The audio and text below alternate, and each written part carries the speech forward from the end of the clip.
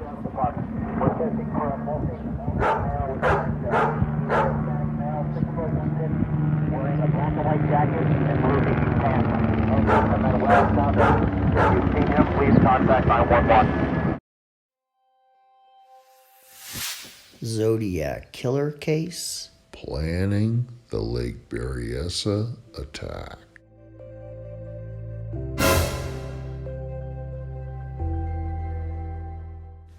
I think to gain insight into the Zodiac's Lake Berryessa attack, you have to understand the planning that took place. 1, I had to scout the location and come up with a story. 2, I had to have my supplies, the things that I needed to carry out the attack. 3, I needed my black marker to write on the door, and I needed to know where I'm going to make the phone call.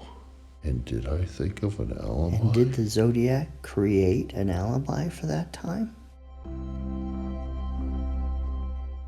At first, I believe, he came up with an isolated area that he knew about. So I chose a place that I had been fishing before, and I knew the area well. And I've seen people park on the side of the road and walk to the beach. the Zodiac Killer must have thought of a cover story When I spoke to my next victims, I planned it to be a robbery and a grand theft auto. I would say, I want your money and your car keys. I want your car to go to Mexico. I'm an escaped convict. I've killed a prison guard there. I have stolen a car and nothing to lose. I'm flat broke. That's what I tell them, so I could tie them up and stab the boy and the girl with my knife.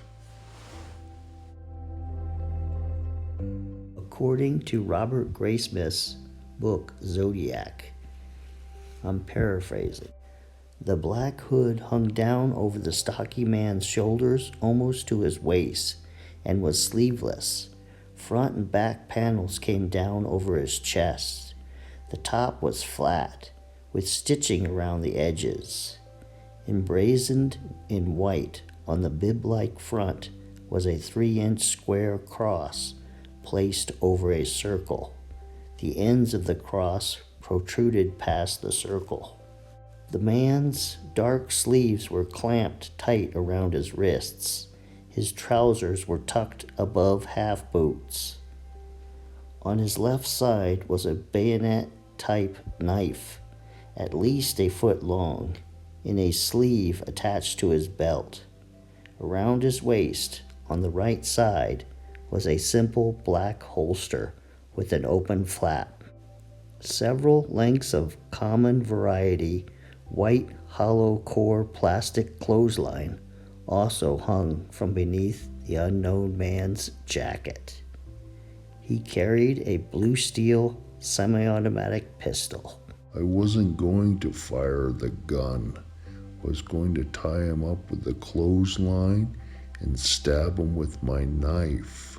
The outfit was to disguise me, so no one saw me.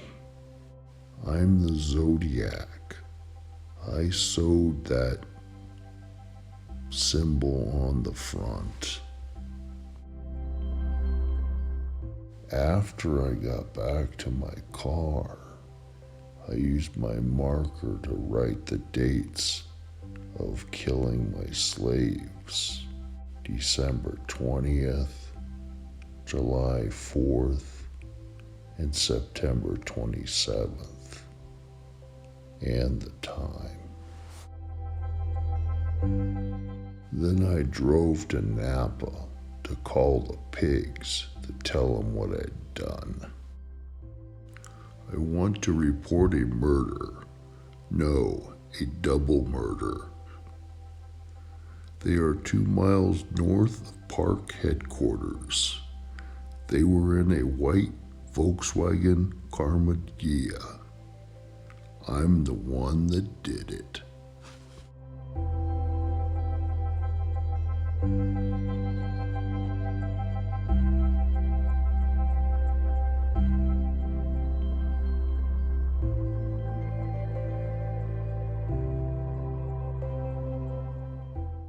I put up this Zodiac timeline so you have an idea when this was in relationship to him writing the letters. So you can see July 31st, he sent the letters with the 3-part cipher to the newspapers. And then he replied to one of the stories in the newspaper on August 7th. But then it was nearly 7 weeks before he did the attack on Cecelia and Bryan. And so, was that delay planning the attack? I think so. Of course it was.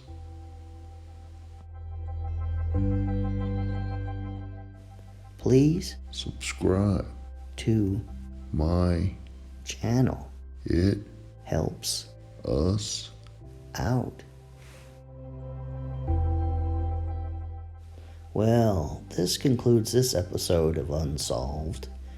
And next weekend we'll have 2 new episodes. One on John Bonet's performance at the Southwest Plaza Mall near Denver. And 2 more on the attack on Cecelia, Shepard, and Bryan Hartnell. So I'll see you next weekend.